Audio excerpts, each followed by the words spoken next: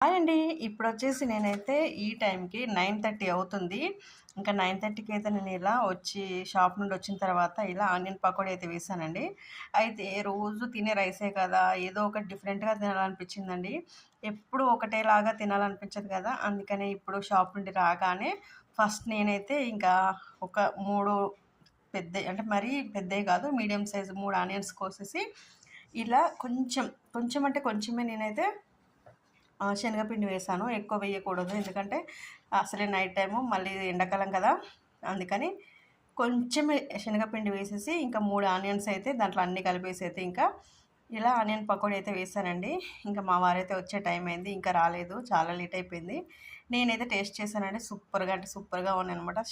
Same మనకి బేకరీలో గానీ, లేకపోతే షాప్‌లో గానీ దొరికేలాగా ఉన్నాయన్నమాట. చాలా టేస్టీగా ఉన్నాయి. అండ్ వీడియో నచ్చితే తప్పకుండా ఒక చిన్న లైక్ సపోర్ట్ చేయండి ఫ్రెండ్స్.